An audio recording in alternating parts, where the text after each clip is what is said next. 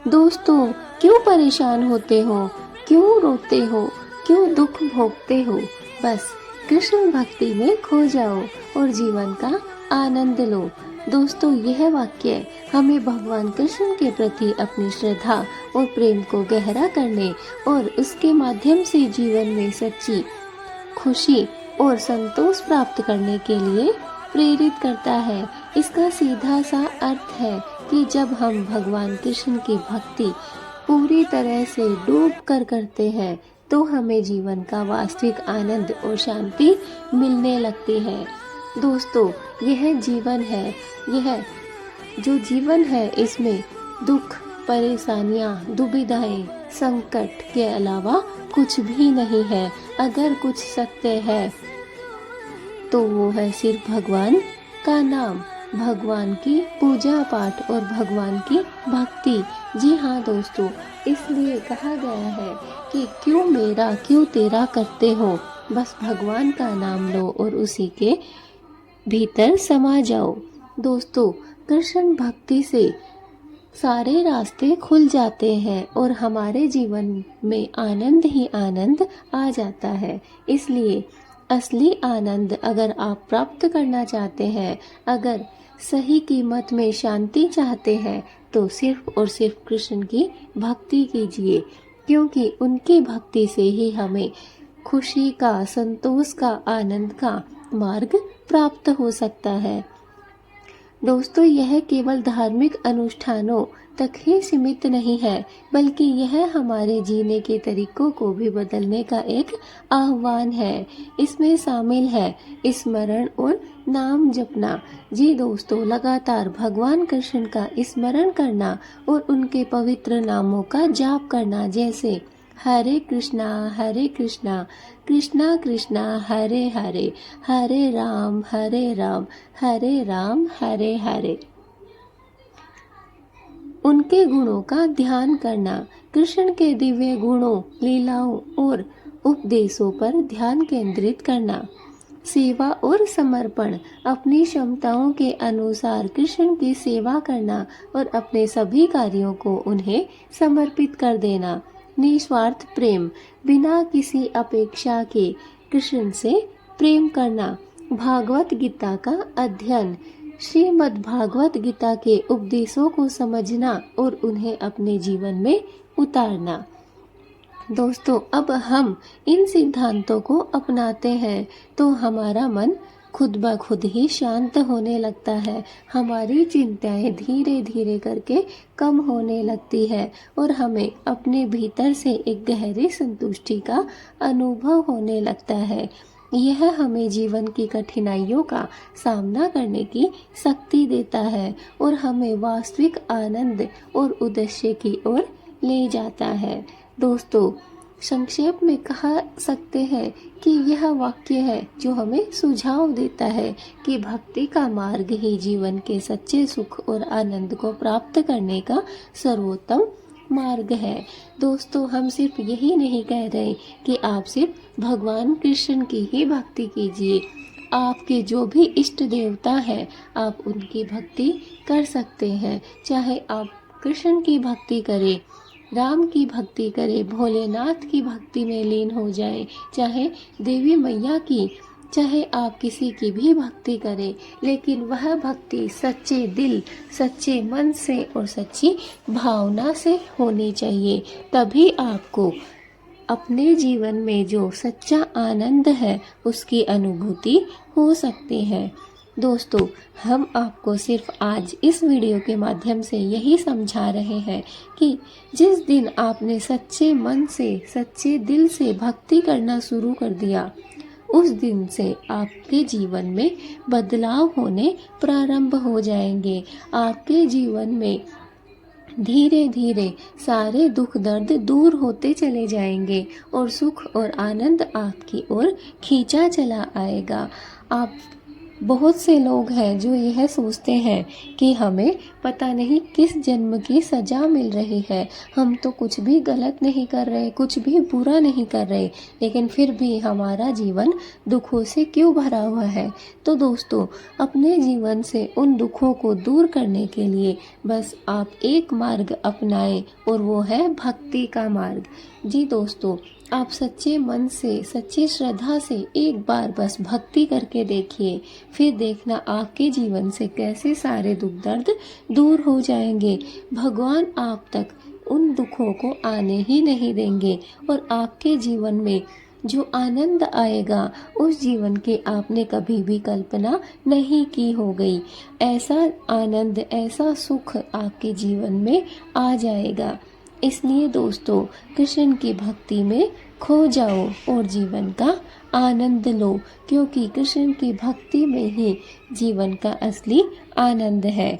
जिस दिन आप इन बातों को समझ लेंगे, उस दिन आप समझ जाएंगे कि आपके सारे दुख दर्द दूर हो चुके हैं, सारी पीड़ा, सारी परेशानी आपकी नष्ट हो चुकी है। दोस्तों, भगवान का ध्यान, भगवान की भक्ति करने के लिए आप भगवान का स्मरण कर सकते हैं, उनके नाम का जाप कर सकते हैं। आप लगातार हरे कृष्णा कृष्णा कृष्णा हरे हरे, हरे राम राम राम हरे हरे, लगातार आप यह जाप कर सकते हैं, भगवान को याद कर सकते हैं और उनके गुणों को भी आप ध्यान में रख सकते हैं, उनके गुणगान कर सकते हैं, उनकी लीलाएं, उनके उपदेश और उनके जो गुण हैं उनके बारे में आप पढ़ सकते हैं, लोगों को बता सकते हैं। सेवा और समर्पण के द्वारा भी आप सच्ची भक्ति को प्राप्त कर सकते हैं, क्योंकि सेवा और समर्पण का कार्य ही ऐसा है। स्वयं को भगवान को समर्पित कर दो और दूसरों की सेवा में लीन हो जाओ। निस्वार्थ प्रेम। दोस्तों, यह भी एक महत्वपूर्ण बात है कि अगर हमें किसी से भी प्रेम करना है तो उसे निस्वार्थ कीजिए, जैसे राधा कृष्णा का प्रेम था, उसमें कभी कोई स्वार्थ नहीं छिपा हुआ था। भागवत गीता का अध्ययन। दोस्तों, भगवान कृष्ण के अगर आप भक्त हैं, भगवान कृष्ण की पूजा करते हैं, तो आपको भागवत गीता का अध्ययन करना बहुत ज़रूरी है। भागवत गीता हमें बहुत कुछ सिखाती है। उसमें जो भी उपदेश हैं उनके द्वारा हम अपने जीवन को सुधार सकते हैं और सारी दुख दुविधाएं, सारी पीड़ाओं को दूर कर सकते हैं। दोस्तों, जब हम इन सिद्धांतों को अपने जीवन में उतार लेते हैं तो हमारा मन खुद ब खुद ही शांत हो जाता है और हमारी चिंताएं भी धीरे धीरे कम हो जाती हैं। हमारे भीतर एक गहरी संतुष्टि का हमें अनुभव होने लगता है। यह हमें जीवन की कठिनाइयों का सामना करने की शक्ति भी देता है और हमें वास्तविक आनंद और उद्देश्य की ओर भी ले जाता है। दोस्तों, अगर वीडियो अच्छी लगी है तो लाइक ज़रूर कर दीजिए, क्योंकि आप भूल जाते हैं हमेशा वीडियो को लाइक करना। चैनल पे नए हैं तो सब्सक्राइब कर लीजिए। कमेंट में जय श्री कृष्णा लिख। जय श्री कृष्णा मित्रों, आज हम एक ऐसे ज्ञान की बात करेंगे जिसने अर्जुन को सिर्फ युद्ध जीतने का साहस नहीं दिया, बल्कि पूरे जीवन को सही दिशा भी दी। हम बात कर रहे हैं कर्म और उसके फल के सिद्धांत की, जैसा कि श्री कृष्ण ने गीता में बताया। ये ज्ञान आज भी उतना ही जीवंत है जितना महाभारत के युद्ध के समय था। दोस्तों, श्री कृष्ण ने गीता में कहा, कर्मण्येवाधिकारस्ते मा फलेषु कदाचन, अर्थात तुम सिर्फ कर्म करने के अधिकारी हो, उसके फल का अधिकार तुम्हें नहीं है। ये शब्द सिर्फ एक उपदेश नहीं बल्कि एक जीवन का मंत्र है। दोस्तों, श्री कृष्ण ने गीता में कहा है कि तुम सिर्फ और सिर्फ कर्म कर सकते हो, तुम्हारे हाथों में सिर्फ कर्म करना ही है। उसका फल तुम्हें प्राप्त होगा या नहीं, यह तुम्हारे वश में नहीं है। तुम्हें फल प्राप्त होगा भी या कभी नहीं भी होगा, या फिर होगा तो किसी उच्च समय पे होगा, यह तुम्हारे वश में नहीं है। क्योंकि जब हम हर काम का फल सोचकर करते हैं तो हम डरने लगते हैं, थक जाते हैं और रुक जाते हैं। पर जब हम सिर्फ कर्म करते हैं, ईश्वर पर भरोसा रखते हैं, तो जीवन में चमत्कार होने लगते हैं। दोस्तों, गीता हमें निष्कर्ष कर्म की ओर ले जाती है। दोस्तों, गीता एक ऐसा विषय है जो हमें निष्काम कर्म की ओर ले जाता है, हमें निरंतर आगे बढ़ना सिखाता है।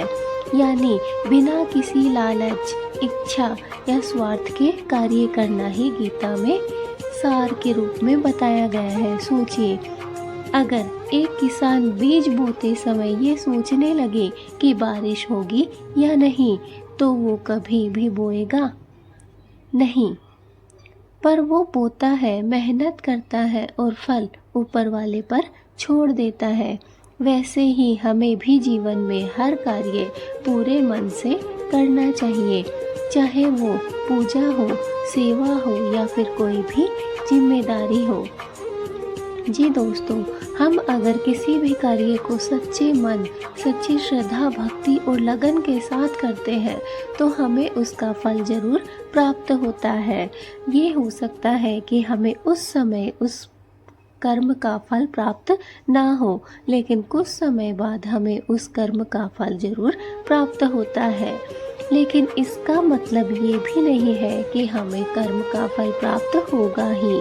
कभी कभी ऐसा भी होता है कि हम चाहे कितने भी कर्म कर लें, लेकिन उसका फल हमें प्राप्त नहीं होता है, क्योंकि वो भगवान के हाथ में होता है।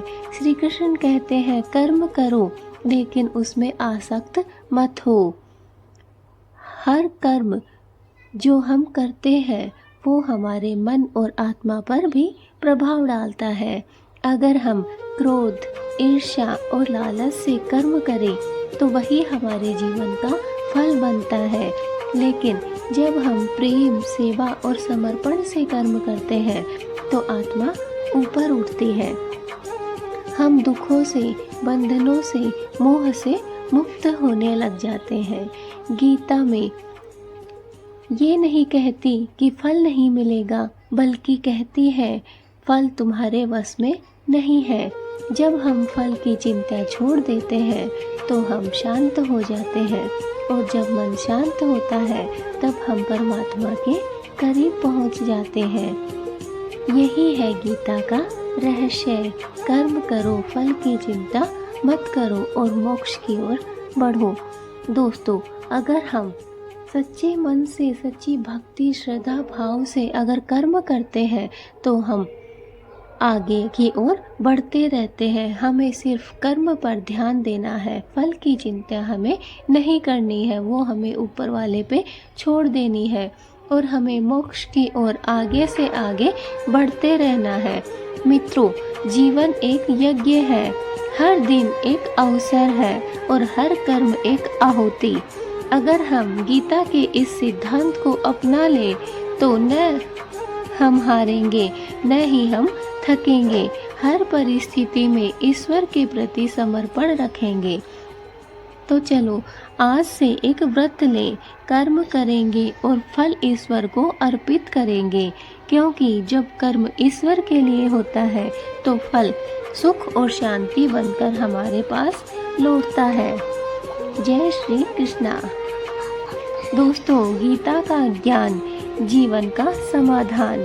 वीडियो पसंद आया हो तो लाइक जरूर करें, शेयर करें और अपने मित्रजनों के साथ ज़्यादा से ज़्यादा शेयर करें और सब्सक्राइब करें हमारे भक्ति चैनल को। बेल आइकन को दबाना ना भूलें। जय श्री कृष्णा। दोस्तों, अब आप समझ ही गए होंगे कि गीता में कर्म के बारे में क्या समझाया गया है। दोस्तों, हमारे हाथ में सिर्फ कर्म है। हम किसी भी कार्य को अगर कर रहे हैं तो उसमें पूरी लगन, पूरी श्रद्धा, पूरी भक्ति से हमें वो कार्य करना है। उस कार्य से हमें पीछे नहीं हटना है। हमें यह नहीं सोचना है कि हमें इसका फल प्राप्त होगा या नहीं होगा। बस हमें निरंतर अपने कर्म पर कार्य करना है और आगे बढ़ते रहना है। यह भगवान पे छोड़ देना है कि जो हम कार्य कर रहे हैं उसका फल हमें कब प्राप्त होगा और किस समय और किस हालात में प्राप्त होगा, वो ईश्वर की चिंता है।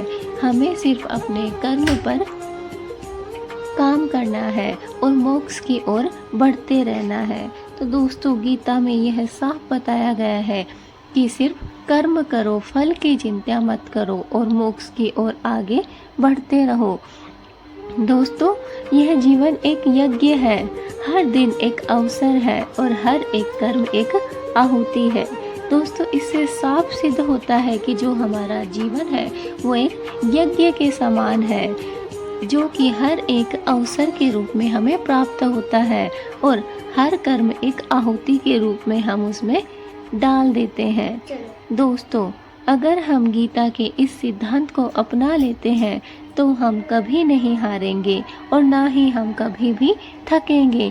हर स्थिति में ईश्वर के प्रति हम समर्पण रखेंगे और ईश्वर पर हमारा विश्वास और भी ज़्यादा बढ़ता जाएगा। इसलिए हमें आगे से आगे कर्म करते जाना है और फल ईश्वर को अर्पित कर देना है, क्योंकि जब कर्म ईश्वर के लिए होता है तो फल सुख और शांति बनकर हमारे पास ही लौटता है। इसलिए हमें कभी भी फल की कामना नहीं करनी है और सिर्फ कर्म करते चले जाना है। दोस्तों, अगर वीडियो पसंद आई है तो लाइक ज़रूर करें, कमेंट में जय श्री कृष्णा ज़रूर लिखें, ताकि श्री कृष्ण आपके सारी परेशानियों, सारे संकटों को दूर कर सकें और सारी परेशानियों को मिटा सके। जय श्री राधे भक्तों, आज हम जानेंगे उस रहस्य के बारे में जिसने हर भक्त के मन में एक प्रश्न खड़ा कर दिया है। क्या राधा रानी की मृत्यु हुई थी? अगर हाँ तो कैसे? चलिए वीडियो शुरू करते हैं। दोस्तों, वीडियो शुरू करने से पहले हम आपसे एक निवेदन करना चाहेंगे कि अगर आपने यह वीडियो देखना प्रारंभ कर दिया है तो कृपया इसे बीच में ना छोड़ें, क्योंकि कोई भी कथा अधूरी छोड़ने से हम पाप के भागी बन जाते हैं और हमारे कर्म में भाग जुड़ हमारा कर्म है उसमें हमारे भाग्य में एक और पाप जुड़ जाता है। इसलिए कथा को बिना रुके पूरा अंत तक जरूर देखें। दोस्तों, राधा केवल एक नाम नहीं है, बल्कि भगवान श्री कृष्णा की आत्मा है। वो प्रेम की पराकाष्ठा है। श्री कृष्ण के बिना राधा की कल्पना ही अधूरी है और श्री कृष्ण के जीवन से भी राधा का स्थान सर्वोच्च था। दोस्तों, राधा की विदाई का रहस्य। शास्त्रों में राधा रानी की मृत्यु का कोई भी स्पष्ट उल्लेख नहीं मिलता है, परंतु कुछ पुराणों और लोक कथाओं में कहा गया है कि जब श्री कृष्ण द्वारिका चले गए तो राधा रानी ने अपने प्रेम को साक्षात साधना बना लिया था। वो वृंदावन छोड़कर एक वन में चली गई थी, जहाँ उन्होंने तपस्या की। ना कोई शिकायत, ना कोई प्रश्न, और बस एक मौन प्रेम, एक गहरी भक्ति। दोस्तों, कहते हैं जब एक दिन श्री कृष्ण द्वारिका में अपने अंतिम समय के निकट थे, तब उन्होंने राधा को याद किया। राधा द्वारिका पहुंची जब वो साधारण राधा नहीं थी, बल्कि कृष्ण स्वरूप में, पूर्ण रूप में स्थित थी। दोस्तों, अब बात कर लेते हैं राधा और कृष्णा के अंतिम मिलन की।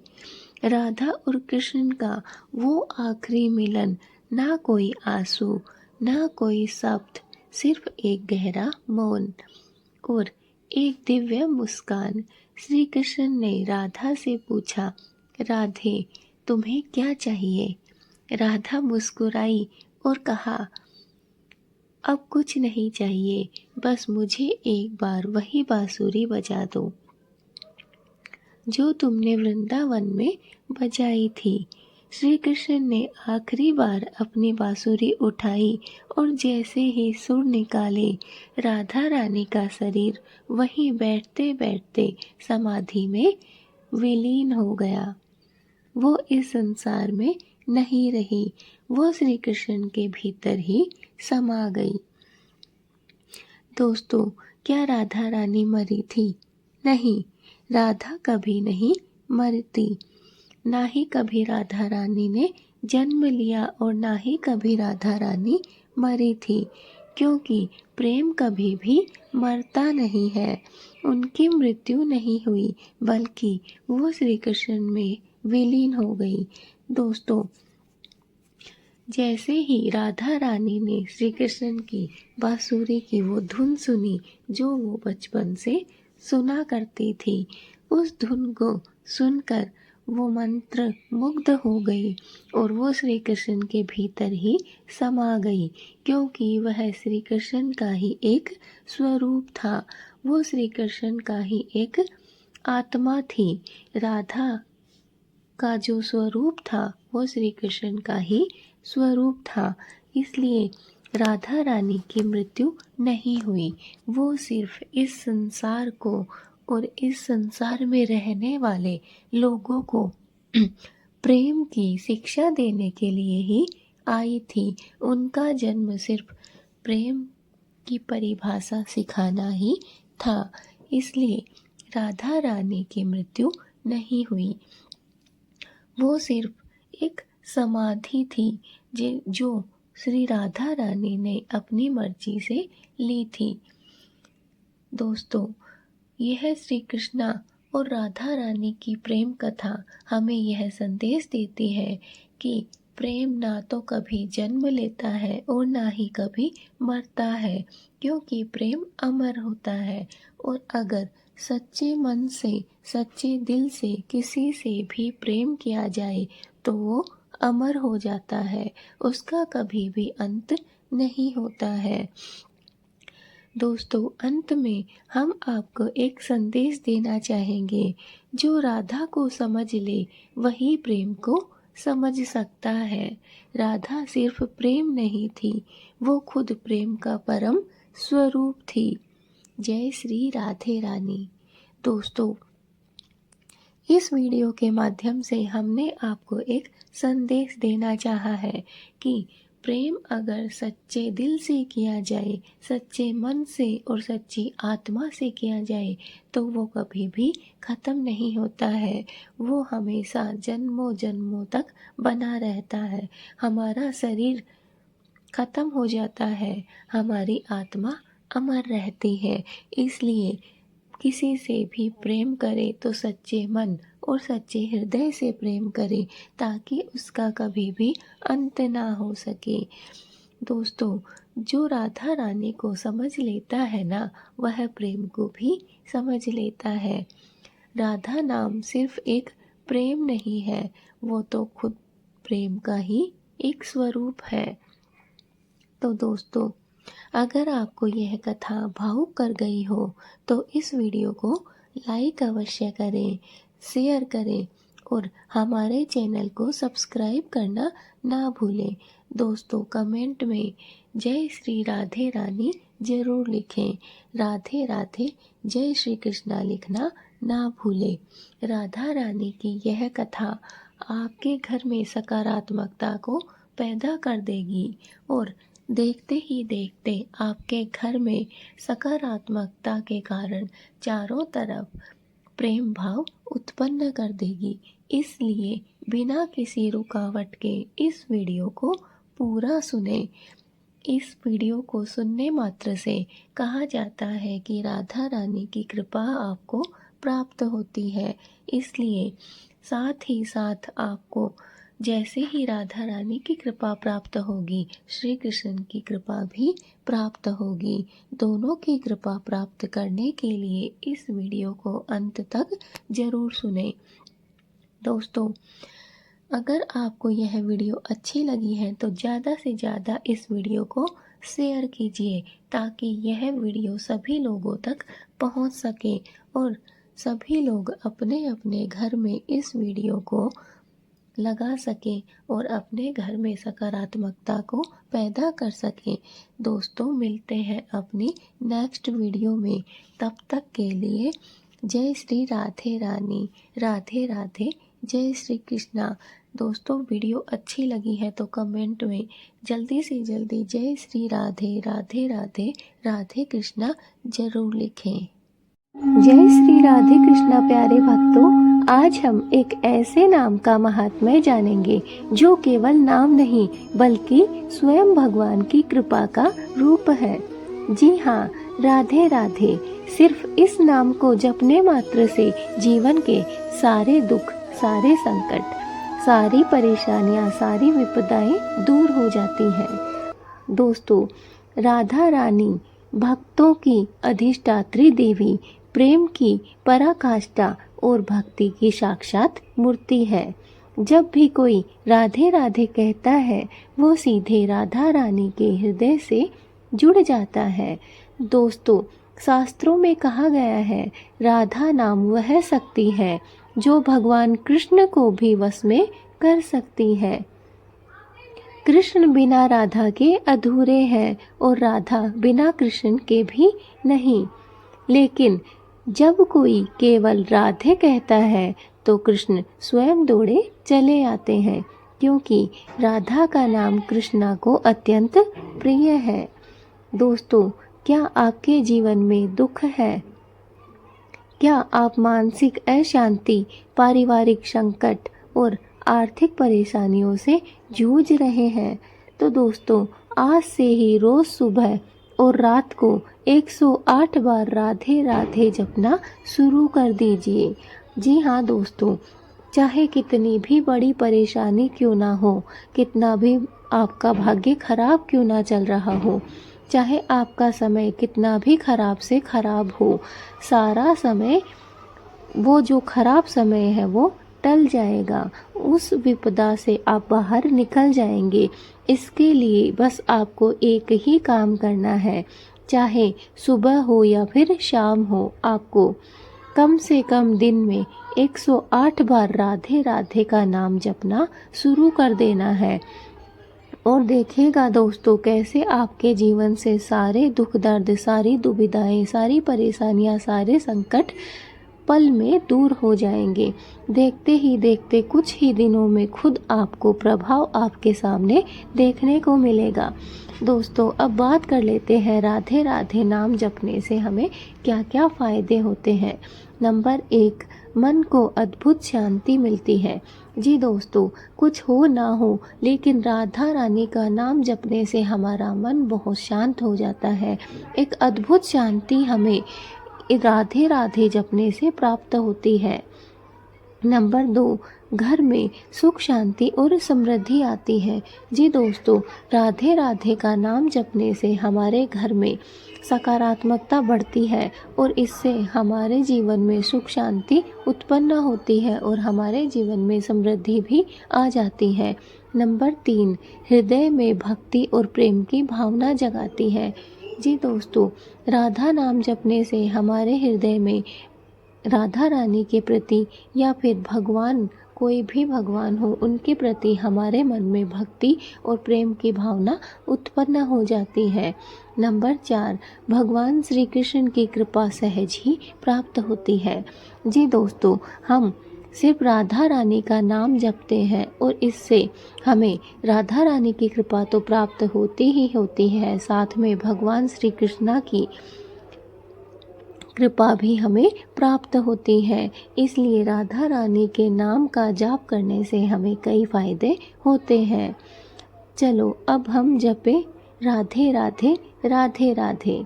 दोस्तों, अभी आपको हमारे साथ मिलकर बिना रुके हुए राधा रानी के मंत्र का जाप करना है। शुरू करते हैं। राधे राधे, राधे राधे, राधे राधे, राधे राधे, राधे राधे, राधे राधे।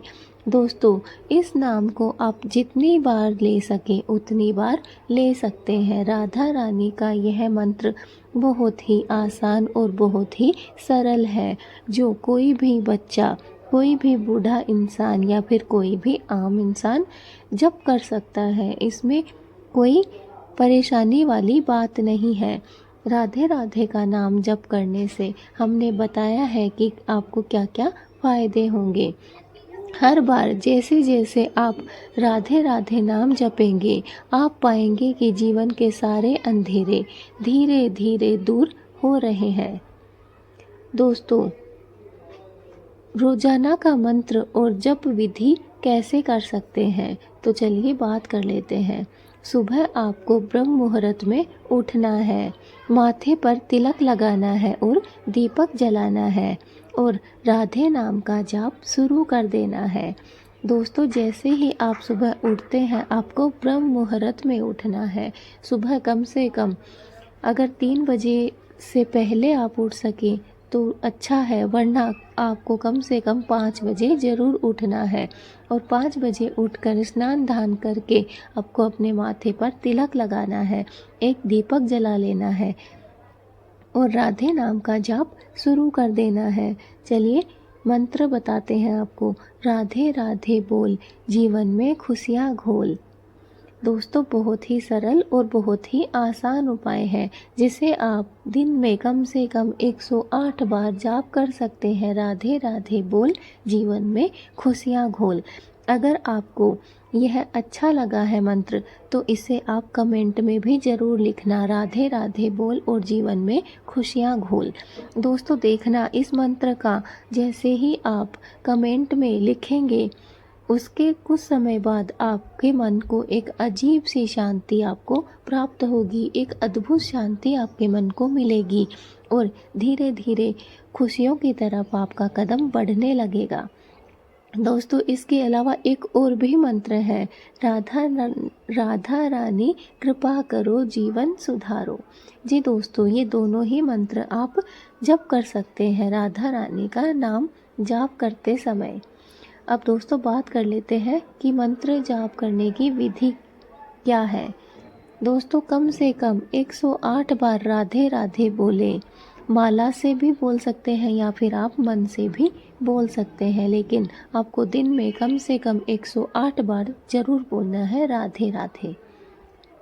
अगर आप मन से नहीं बोल पाए तो आपको एक माला ले लेनी है और उसके अनुसार आप 108 बार बोल सकते हैं। अगर समय न हो तो दिन में काम करते हुए भी राधे राधे रटते रहें। जी दोस्तों, अगर आपके पास में समय कम है तो आप दिन में काम कर रहे हैं, चाहे वह कोई भी काम हो, आप राधे राधे का नाम जाप कर सकते हैं। हर दिन राधा रानी से मन में प्रार्थना करें। एक बार वृंदावन में एक निर्धन व्यक्ति रोज राधे राधे जपता था। उसके पास कुछ भी नहीं था, न धन था न सुविधा थी, लेकिन उसके जीवन में इतनी शांति थी कि बड़े से बड़े लोग उससे मिलने आया करते थे। एक दिन उसने कहा, मेरे पास कुछ नहीं है, पर राधा रानी की कृपा है और यही मेरे लिए सब कुछ है। कुछ ही समय में उसकी ज़िंदगी बदल गई। उसे सेवा का अवसर मिला, भोजन मिला और उसके चेहरे जैसे तेज से भर गया। क्यों? क्योंकि वो नाम जप रहा था, राधे राधे। प्यारे भक्तों, राधे नाम केवल मंत्र नहीं, ये जीवन का सार है। आज से इसे अपनी आदत बना लीजिए। हर सुबह हर रात राधे नाम का जाप कीजिए। आप देखेंगे मन बदल जाएगा, जीवन बदल जाएगा और आप खुद बदल जाएंगे। दोस्तों, अगर आपको यह वीडियो अच्छा लगा हो तो लाइक करें, कमेंट में लिखें राधे राधे और इस संदेश को ज़्यादा से ज़्यादा लोगों तक पहुंचाने के लिए शेयर ज़रूर करें। हमारे चैनल को सब्सक्राइब करें और घंटी बजाएं ताकि हर सुबह आप राधे नाम से शुरू हो। जय श्री राधे, जय श्री कृष्णा। मिलते हैं अपने नेक्स्ट वीडियो में, तब तक के लिए जय श्री राधे, जय श्री कृष्णा। राधे रानी आपके जीवन को खुशियों से भर दे। हमारी राधे रानी से यही विनती है। हे राधे रानी, जो भी यह वीडियो देख रहा है उसके जीवन से सारे दुख दर्द दूर कर देना और उसके जीवन को खुशहाली से भर देना। राधा कृष्णा की प्रेम कहानी भारतीय संस्कृति में सबसे पवित्र और अनमोल मानी जाती है। यह सिर्फ दो प्रेमियों की कहानी नहीं, बल्कि आत्मा और परमात्मा के मिलन का प्रतीक है। दोस्तों, राधा कृष्ण की दिव्य प्रेम कहानी। वृंदावन की गलियों में यमुना के तट पर एक अद्भुत प्रेम कहानी का जन्म हुआ। राधा एक दिव्य सुंदरी और कृष्ण एक मनमोहक बांसुरी वादक बचपन से ही एक दूसरे के प्रति आकर्षित थे। उनकी आंखें मिलती और समय थम सा जाता। कृष्ण की बांसुरी की धुन राधा के हृदय को छू जाती और राधा की मुस्कान कृष्ण के मन को मोह लेती। उनका प्रेम सांसारिक बंधनों से परे था। यह आत्मा का आत्मा से मिलन था, एक दिव्य संबंध जो समय और स्थान की सीमाओं से परे था। जब कृष्ण गोपियों के साथ रास लीला करते तो राधा का हृदय ईर्ष्या से भर जाता, लेकिन वह जानती थी कि कृष्ण केवल उनके हैं, उनके मन में बसे हैं। एक दिन कृष्ण को मथुरा जाना पड़ा, कंस का वध करने और धर्म की स्थापना के लिए। राधा जानती थी कृष्ण का जाना अनिवार्य है, इसलिए उनका हृदय विरह की अग्नि में जल रहा था। कृष्ण ने राधा को वचन दिया कि वे अवश्य लौटेंगे, लेकिन समय बीतता गया और कृष्ण वापस नहीं आए। राधा ने कृष्ण की प्रतिज्ञा की कि अपना पूरा जीवन व्यतीत कर दिया। उनकी आंखें कृष्ण के लौटने की राह देखती रही और उनका हृदय कृष्ण के नाम का जाप करता रहा। राधा का प्रेम इतना गहरा था कि उन्होंने कृष्ण के भीतर अपने आप को समाहित कर लिया था। वे कृष्णमय हो गई थी। अंत में जब कृष्ण द्वारिकाधीश बनकर लौटे तो उन्होंने सुना कि राधा अब इस संसार में नहीं रही। वे वृंदावन आए और राधा की समाधि के सामने बैठकर अपनी बांसुरी बजाई। बांसुरी की धुन सुनते ही राधा की आत्मा कृष्ण में विलीन हो गई। राधा कृष्ण का प्रेम एक शाश्वत प्रेम है जो हमें सिखाता है कि सच्चा प्रेम निस्वार्थ और दिव्य होता है। यह प्रेम हमें आत्मा और परमात्मा के मिलन का मार्ग दिखाता है और हमें सिखाता है कि प्रेम ही जीवन का सार है। दोस्तों, कृष्ण की बांसुरी की मधुर धुन सुनकर राधा का मंत्र मुग्ध हो जाना हमारे हृदय को स्पर्श करने वाला एक महत्वपूर्ण क्षण है। राधा और कृष्ण का यमुना के तट पर एक साथ खेलना, कृष्ण का मथुरा जाना और राधा का विरह, राधा की कृष्ण के लिए अटूट प्रतिज्ञा करना, कृष्ण का बांसुरी बजाना और राधा की आत्मा का कृष्ण में विलीन हो जाना। दोस्तों, राधा कृष्ण की यह कहानी हमें प्रेम, समर्पण और विश्वास की शक्ति का एहसास करवाती है। दोस्तों, राधा कृष्ण की प्रेम कहानियाँ तो सदियों से ही लोगों का दिल छूती आ रही है। उनका प्रेम निस्वार्थ प्रेम था, क्योंकि राधा और कृष्ण का जो प्रेम भौतिक सीमाओं से परे था, निस्वार्थ और आध्यात्मिक था। उनका प्रेम आत्मा का मिलन था जो सांसारिक मोह से ऊपर था। यही कारण था दोस्तों कि आज भी श्री कृष्ण के नाम से पहले राधा का नाम लिया जाता है। राधे कृष्णा, राधे कृष्णा। यह प्रेम इतना पवित्र था कि जब श्री कृष्ण मथुरा चले गए तब भी राधा की भक्ति और प्रेम उनके प्रति अटूट रहा। मुरली का रहस्य। कृष्ण की मुरली उनके और राधा के प्रेम का प्रतीक है। जब कृष्ण मथुरा गए तो उन्होंने अपनी मुरली राधा को दे दी। जब भी राधा को कृष्ण की याद आती, वह मुरली बजाती थी। यह मुरली उनके मिलन का माध्यम थी।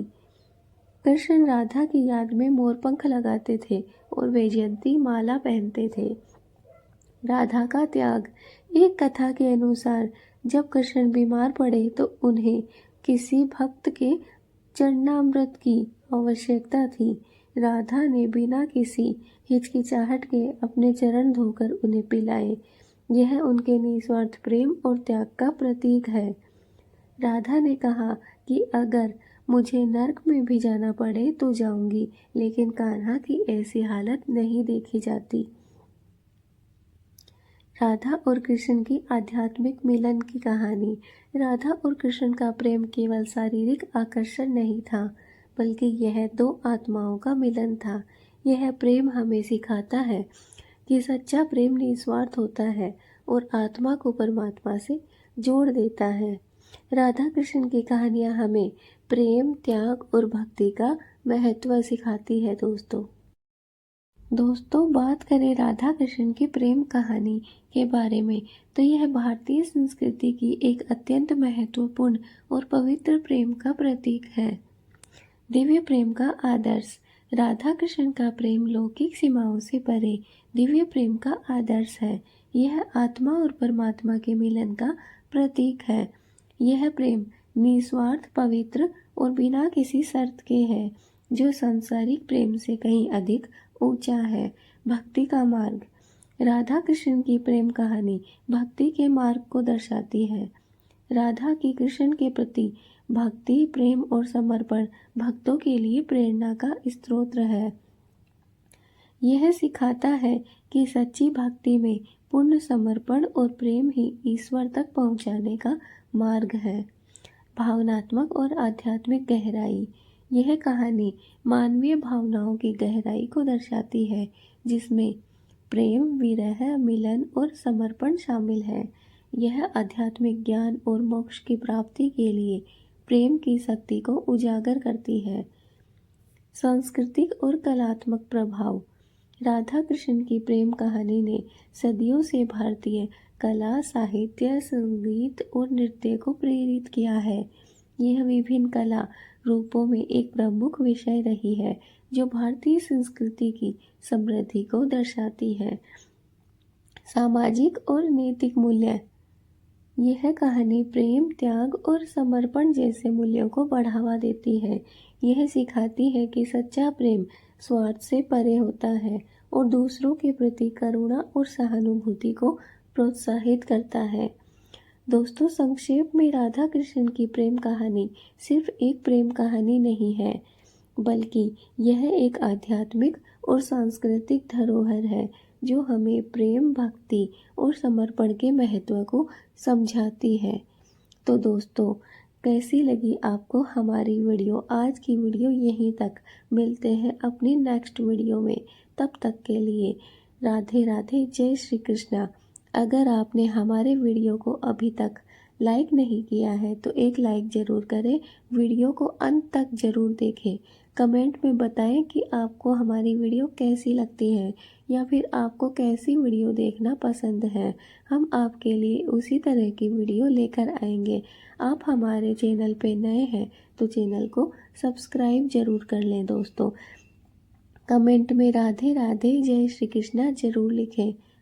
चलिए मिलते हैं नेक्स्ट वीडियो में। तब तक के लिए राधे राधे, जय श्री कृष्ण। जहाँ हो जैसे हो वहीं वैसे ही रहना तुम्हें पाना जरूरी नहीं, तुम्हारा होना ही काफ़ी है।